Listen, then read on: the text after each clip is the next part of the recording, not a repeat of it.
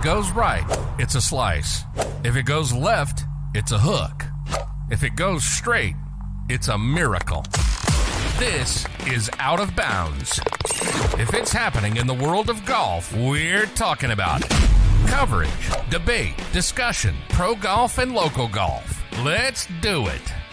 This is Out of Bounds. And here are your hosts, Nate Sharman and Josh Durso.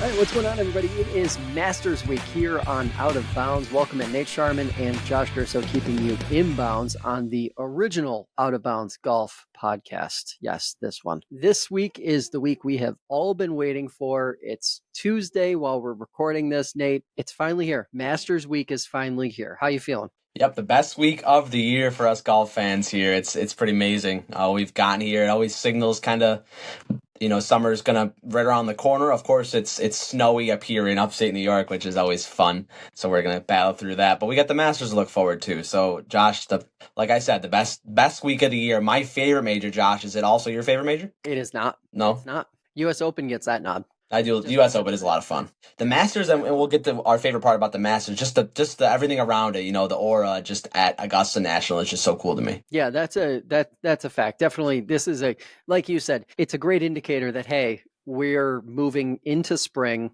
We're getting closer to warmer weather, especially for us folks in the northern side of the United States.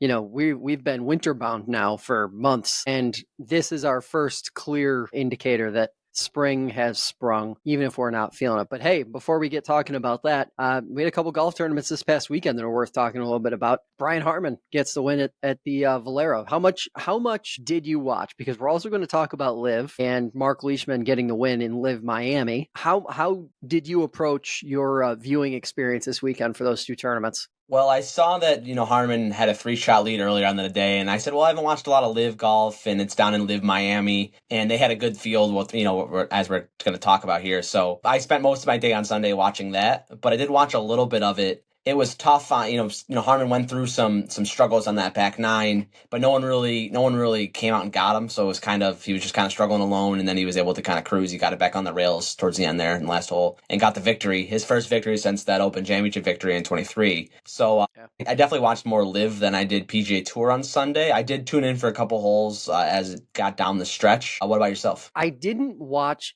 Jesus, hold on, pausing. Figured that would happen. Had to remove the cat.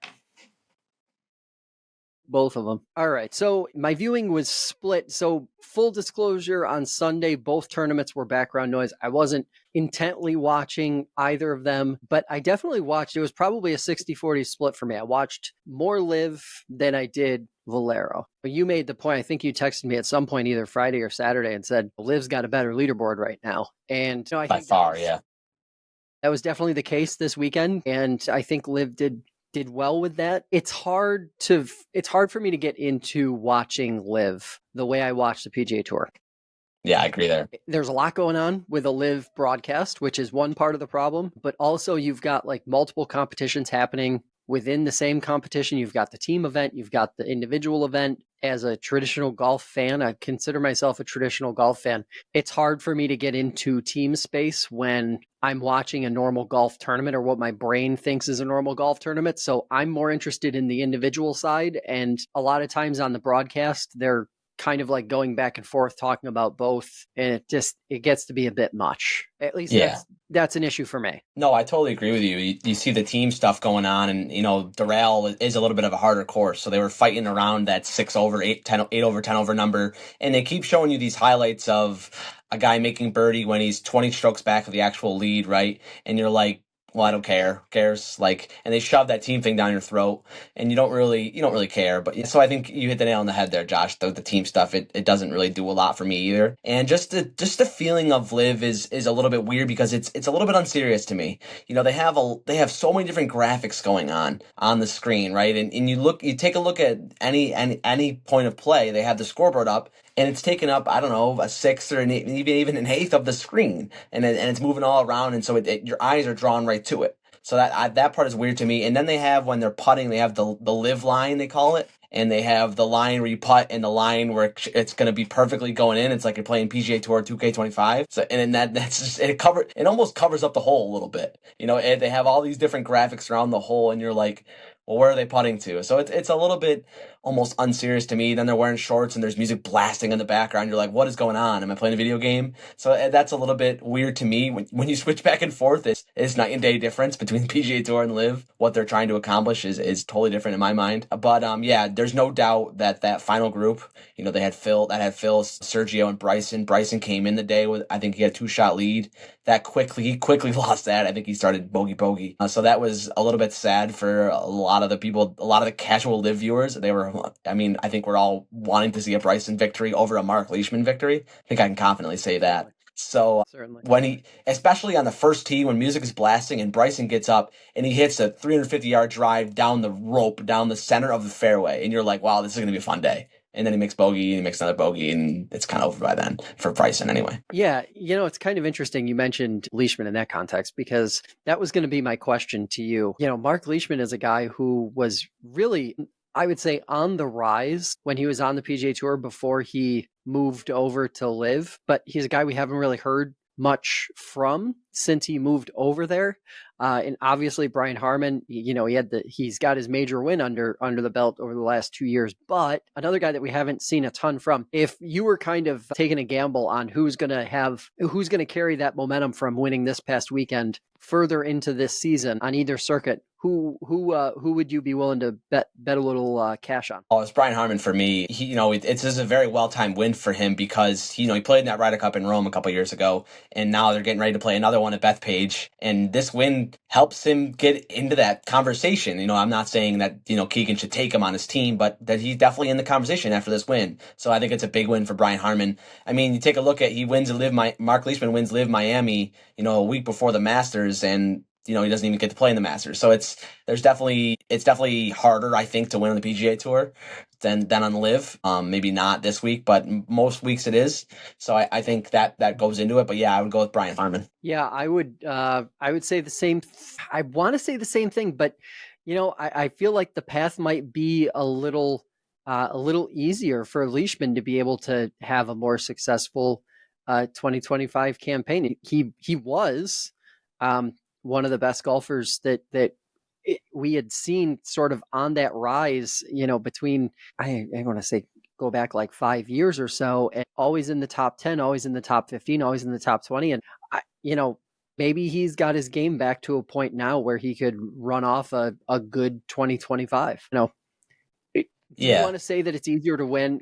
Do you think it's easier to win on LIV than it is on the PGA Tour? I don't know. That's a thing I've torn around. Definitely on the elevated events, it's definitely harder to win on the PGA Tour. I think there's no one that's even really gonna, whatever tour Scotty Scheffler's playing on, I think is always gonna be the harder one. In those elevated events, the field is bigger in those non-elevated events. I think in almost a lot of golf courses or a lot of golf tournaments, it's gonna be harder to beat 120 guys than it is to beat 50 guys, obviously. And it doesn't matter as much where the star-studded power is in my mind, because it's just harder to beat that many guys. But this week you can definitely make the argument that it was harder to win on LIV Miami than it was at the Valero at TPC San Antonio. I think it's really close. My gut instinct says it's easier to win on LIV than it is on the PGA Tour unless you are playing in non-elevated events. And then I think it gets easier, even though you have more players playing. That said, it's tough. These are both guys that we haven't seen that much of over the last few months. Maybe Harman's going to run it off. The knock here that we have to address just right off the top is that I don't want to sound too offensive when I say this, but Brian Harman might be one of the more boring golfers on the PGA Tour to watch. I would agree with that. He's very slow too. He's a tough watch. That's for sure. He's got a good personality though. Like he's appeared on some podcasts and stuff that I've seen. He seems like a likable guy, just a good old Southern boy. But yeah, the waggles are very tough, and just kind of a slow player, a very slow player too. So it's hard. Yeah. All right. So let's talk about one other LIV thing here before we transition into Masters talk. The duels. Big high profile video here that went out on Grant Horvat's YouTube channel bunch of creators were involved, a bunch of LIV guys were involved. I watched all of it, felt a little bit like I was in a car accident while I was watching it because of the whiplash I was getting. A little tough to follow, but an incredible production. Incredible Yes. production.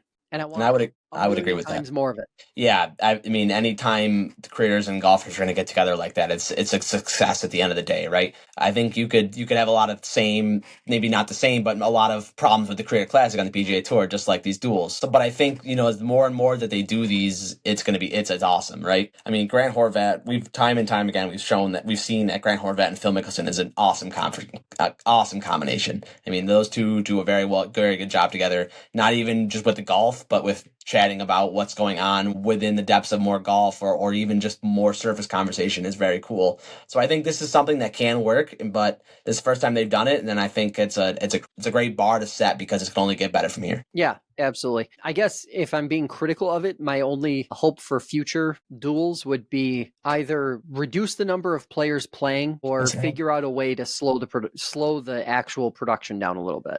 Yeah, I would agree with that. Yeah, I would agree with that. I think four teams is enough. Then you can play one group. I think that's fine. I don't need more than that. I know some people are gonna have to get not shown because of that, but maybe do more. Maybe do one at LIV Miami and then one at a different event where you do 4 creators here, then you do 4 totally different creators and 4 different LIV captains at another one. I don't know. Yeah, they could almost turn it into a series. Yeah. Where, 4 here, 4 there, and then the winners from those play each other at the next. There's ways that could be worked out creatively. Speaking of an adjacent event, obviously the Creator Classic a couple weeks ago was also a huge success at TPC Sawgrass. We heard some chatter from and some reaction afterward from the traditional TV folks. A couple of them saying that it's bad for the high profile events, mucks them up or takes the seriousness away from them, having a Creator Classic the day before the event tees off. What do you make of that? What are your thoughts when you're hearing that? Oh yeah, that's the same people that don't like all the beer being thrown on 17 or on 16, right? So it's definitely an old man take, right, where you're gonna not like what's going on there. I mean, the young people loved it, right? I would argue that the clip of Trent from Barstool falling down on 17 or 16 and him that did more than Rory McIlroy knocking in the final putt. That probably did more views on TikTok than Rory McIlroy knocking in the final putt. If I had to guess, that might have done more. Yeah, I mean it's Trent shooting 62 in 8 holes. Can do better numbers than JJ Spawn. I don't know. It's interesting. Yeah, and you know what? Like, I don't even just look at it as like from the numbers standpoint. It's like it's such a cranky take to say it's bad it takes the seriousness away from the event. One of the guys that was a vocal critic of it, he was on one of the biggest golf YouTube channels like less than 2 weeks later doing a play around with them. So like, and I'm not naming names here, but like, come on, you can't say that the Creator Classic was, not that great for golf as a whole, and then turn around and go appear on the platform that you're basically saying is less than because it's not your platform. And maybe he was just towing the line. Maybe all these guys on TV that work for NBC and CBS, Golf Channel, maybe they're just towing the line, the company line. Right. But man, it reaches a completely different demographic of golf fan, and it's relatable to the average golf fan in a way that professional golf and golf tournaments just won't ever be. Right. So, that's just where I don't, the negativity toward it just feels exhausting and unnecessary. What it does to me, that the best thing is it creates these clips like Trent falling down or Trent hitting, 4 shots onto the island green, right? It creates these clips that are so good for social that people actually care about, right? That are going to be watched time and time again and shared with their friends and stuff. And that's how we can, I know grow the game has been thrown out there so much in the last few years, but that's how things can happen, right? Because young people or people are interested in the game are watching these 60-second clip versus tuning into the broadcast, right? Yeah. Yeah, I mean, that's certainly consumption, and how much people have time to consume is part of it. But, it goes back, for me, it just goes back to relatability. What you just described is so much more relatable to the guy who's going out there and playing with his buddies and drinking beer on, Saturday or Sunday than watching Rory McIlroy, take a pitching wedge and hit it 165 yards and watch it land like a feather, on a rock hard green. Like, it's just not relatable in any way. So it doesn't hurt, and it just makes golf a little more robust when we see these types of events. So I want to see more of them. Frankly, I'd like to see them before majors, because I think that's where they really have an opportunity to bring in a whole different type of fan. In my opinion. I think Sawgrass was the first place to start, because that's the people's major, right? That's where they talk about that, right? So the people's major, right? So I think that was a great first place to start. Yeah, and I think about I'm thinking about some of these really difficult U.S. Open venues where we see the pros struggling to get under par. Imagine having a 9-hole Creator Classic before one of those events where these guys are going out there and truly just having to encounter what the tour pros actually encounter. They'd have to start before 5 o'clock, that's for sure, because it gets dark quick. Yes, they would. If they're playing Pinehurst, right?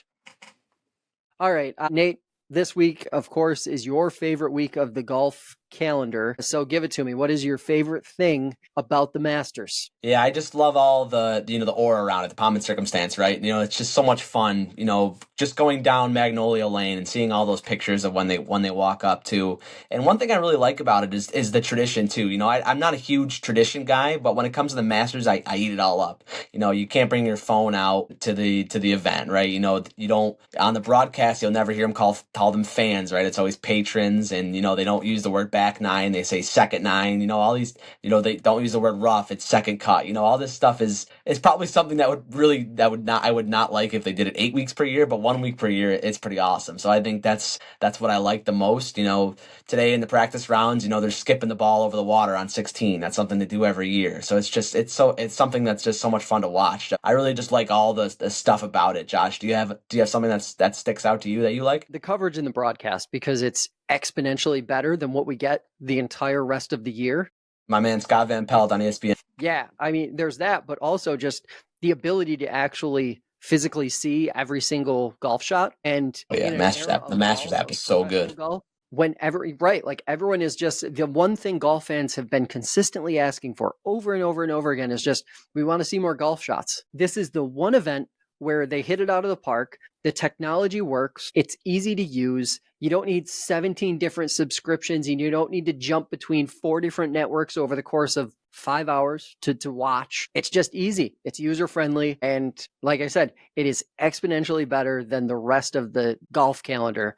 So, that to me is the thing that just always stands out. To your point, the pomp and circumstance, the aura that's around the Masters week, of course, awesome. It stands out by itself. But in an era when we're always talking about what the professional golf fan wants more of, man, the Masters week checks all the boxes. We get all of it. They announced this year they have added range data, so you can go on the app and you can take a look at a specific player's range session and look at their their numbers and stuff. Josh, do you have a chance to look at anybody today? I haven't. Right, it's really cool. It's not something that I don't think I need it. But it's really cool. Well, it's one of those things where the data exists, and they're already probably tracking a lot of this stuff, and I would file it under the data and the information that you can deliver to fans that probably doesn't require that much extra work. Like, all of this data already exists week to week. It already exists, within the tour's grasps. They just have to present it to the fans. They just have to give it to the fans. And, that's got to be the message that, the powers that be in golf just hear and understand that, fans want this stuff. That they want to see it. Do you think they want to know what the mowing report is every day in the lead up to the event, like we get for the Masters? Or do you think? Yeah, I don't think I needed to know that these last few years of the Masters, but is it awesome to take a look at what they're cutting the greens at every day and what they're cutting, the first cut at and stuff. So I think that's pretty cool. The mowing report. I'm not gonna lie, even for Masters week, I could live without that. Okay, so let's talk about expectations here. Let's talk LIV guys first, because we don't see them as much coming into this event. What are your expectations for the LIV crew? Got over a dozen playing this week. Yeah, we got 12 guys.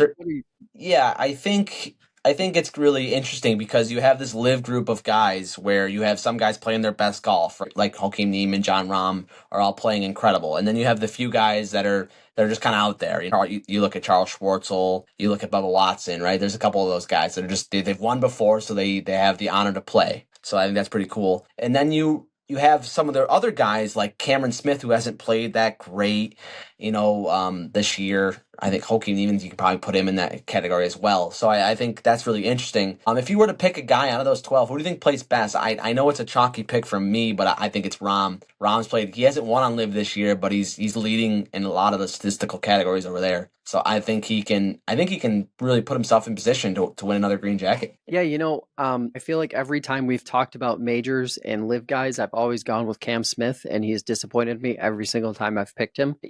Augusta is such a unique venue. When I look at the list, I'd like to see Bryson compete. I'd like to see Neiman compete. I'd like to see Rahm compete. Rahm's done it before, so he's got an advantage. But, Patrick Reed, I think Patrick Reed for me is I like Patrick Reed. If I had to pick a LIV guy to win, I would probably pick him because he's been around almost every single year since going in these events. So to me, I would have to go with him as the most reliable pick because he probably will be in the mix. Yeah, he's going off at 100-1 over on DraftKings. I threw $5 on him, so that should be fun to go through. But let's have the Bryson conversation. I know Bryson's had a storied history with Augusta National, right? He came out and said it was a 67 for him back when he mashed it, but that was 5-7 years ago, and he said it was par 67. Then he went out and shot over 70. So it's interesting. But Bryson, he's reeled back, and we've talked about this personality flop that Bryson's done these last few years.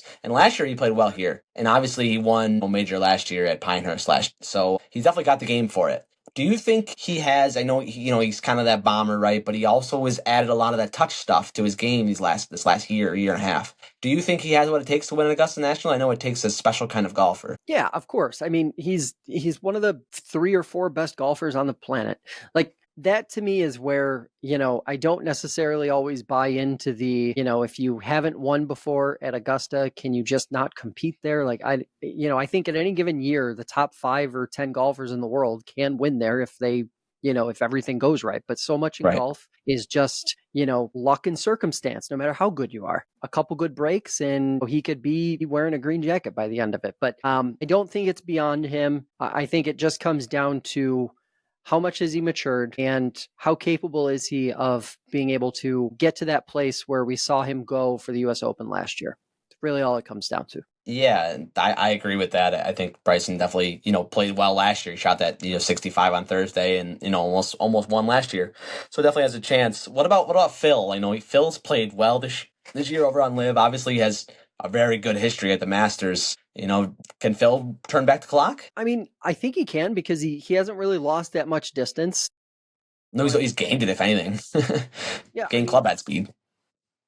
Unlike, I would say, a guy like, it's tough because we always compare guys like Phil to Tiger Woods. And I think the thing that just I've come to realize over the last, year or so is that Father Time has been much kinder to Phil Mickelson than it has Tiger Woods. So, Phil is still in, not just this year, but unless there's something dramatic that happens over the next 3 or 4 or 5 years, yeah, he could win. He could compete and he could win. Like he might be 50 years old, but he's certainly not playing like a 50-year-old. Right. So he's certainly got the ability just because he's got the experience. Let's look at the rest of the field though here, because there's, we got a lot more than just 12 LIV guys playing in this thing. The first one that everyone's going to be asking questions about is Rory. Yeah, that's what I was thinking about. Where do you, he's had a good start to the year. Oh, amazing. So, yeah, he's had a really good year.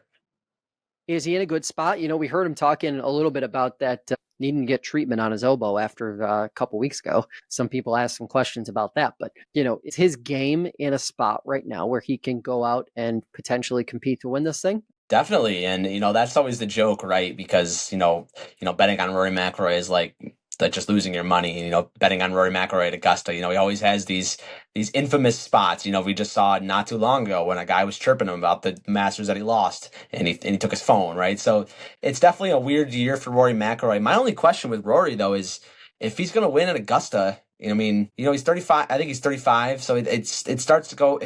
we've seen that it can go downhill. I mean, I know I don't want to say that he has no more chances left. That's crazy. But I mean, Rory's got to do it, I think. But I think he definitely can. I think the thing that plays in his favor, honestly, is the fact that he's not really in an Augusta slump. He doesn't really have an Augusta issue. He's had a major issue.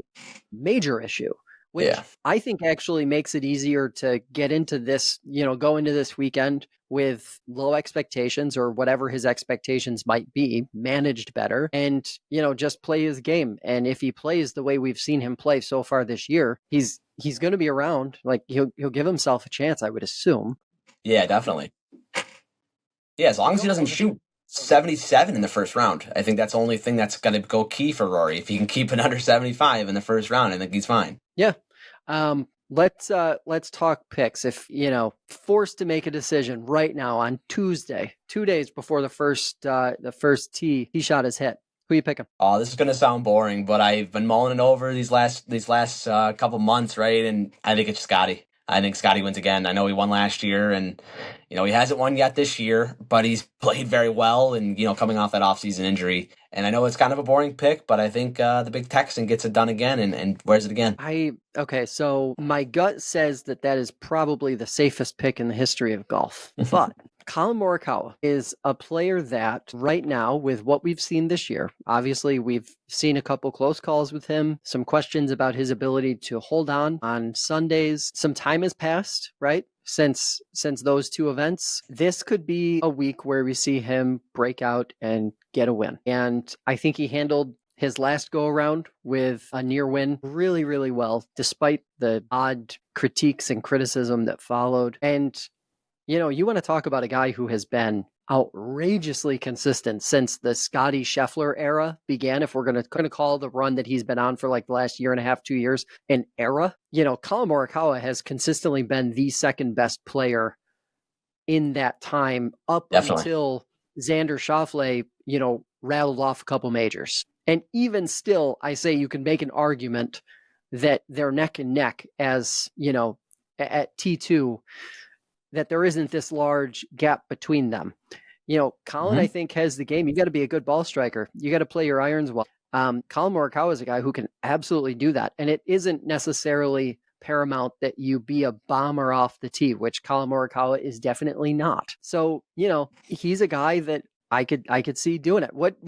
Let's talk about longer shots. Guys that aren't necessarily in that, in that 15 to 20 to 1 odd range. When you look at guys who are outside of that, is there anyone in particular that you have your eye on? One sticks out to me. It's not the longest shot in the world, but I did bet him this morning on DraftKings when I was looking through it. Victor Hovland, 40 to 1. I think Vic has gone through a lot of battles, right? And we've seen him contend at majors, and then he's sort of disappeared for the better part of the last year and a half. Comes back with that win a few weeks ago, and it seems like everything's rolling better. Just his demeanor, Josh. This guy is sort of a fun-loving, energetic guy, and you saw a little bit of that go away. And I think just watching a little bit of his press conference today, he seems like he's ready, and he's ready to win a major. And I think it's going to become sooner rather than later with him. So I think this is going to be a really good spot for Vic to do it. Do you have one you have in mind you're thinking? Yeah, I kind of came up with 3, and they're a little tiered. Jordan Spieth at 35 to 1, which to me is always interesting. You just like in these types of events, I just never want to count this guy out, even though he's definitely on a dry spell as far as that goes. The next one is Minwoo Lee at 45 to 1, and then Akshay Bhatia at, I believe, around 60 to 1. Yeah. The last two to me of Minwoo Lee and Akshay Bhatia have shown me a lot in the last 12 months. Not just this season, but last year as well. Would you be shocked if they were putting on a green jacket on Sunday? No. And that's why I look at them and I think when you look at the other guys who have similar odds, they're definitely in my mind, they're definitely the obvious choices in that 35 to 60 to 1 range. Right. The only thing about the Masters is you do have to be a little bit careful on long shots because long shots tend to not really win the Masters. I mean, going back, I think one of the longer ones is Hideki Matsuyama. He's around 40 to 1. Patrick Reed, I think, was around 50 to 1 when he won. So I think that's partly you gotta hone a little bit on long shots. I was looking through it. It can get kind of fun to just pick a longer guy to win, and especially some of those younger guys like Minwoo Lee and Akshay Bhatia. it can be tough. But yeah, there's both guys that have won on tour before now, with Minwoo just having that win. So I think it's interesting. On the flip side, Josh, anybody in the top 15 or so, 10 or 15 odds, you think will play bad? Oh man, that's a tough one. Let me throw it back at you first while I sort of mull this. Yeah, I have mine. I can give you mine. Who stands out to you? You're gonna hate that I say this, but I think Ludwig plays poorly this week. He obviously has lit the world on fire. And played just outstanding golf last year at the Masters, and in his first major, not his first Masters, his first major ever last year. He was, in the final-ish groups, and ended up being runner-up, right? And he's coming off a win earlier in the season. He won a big win over on the West Coast, and this big event as well. And then his last two events, miscut and a miscut. So, miscuts at Valero and miscut at the Players. So I just think it's really interesting. I don't like rooting against this guy, and, it's not wise to pick against him, but I just don't really like where the form is with Ludwig Aberg. I'm not going to lie. I think if you're really forcing me to pick someone out of that top 15 range, I would actually lean towards the guy that you said could be one of your favorites this weekend, Jon Rahm.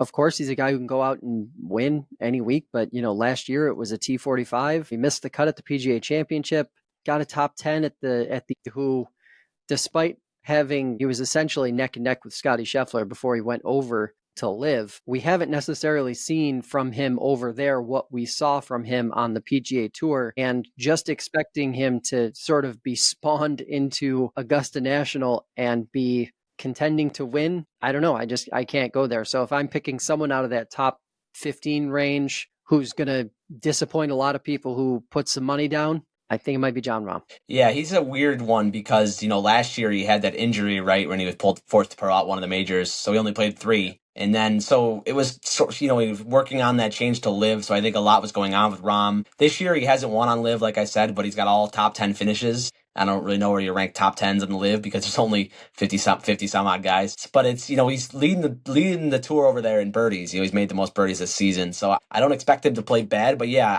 I like the reasoning behind Jon Rahm for you. Yeah.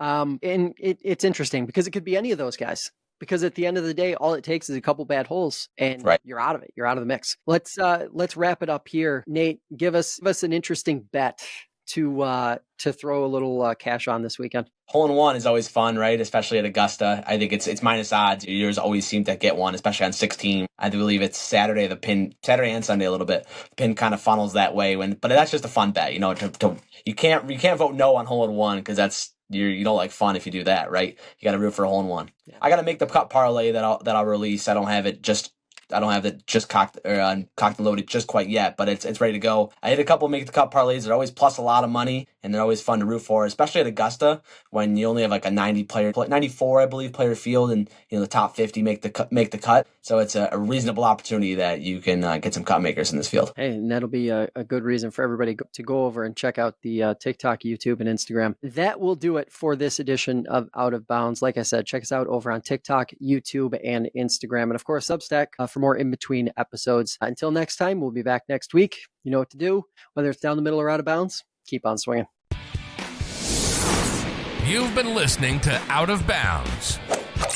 If it's coverage, debate, or discussion of pro and local golf, we'll be talking about it. Be sure to visit the website. Find us on TikTok, Instagram, and Twitter. See you next time on Out of Bounds.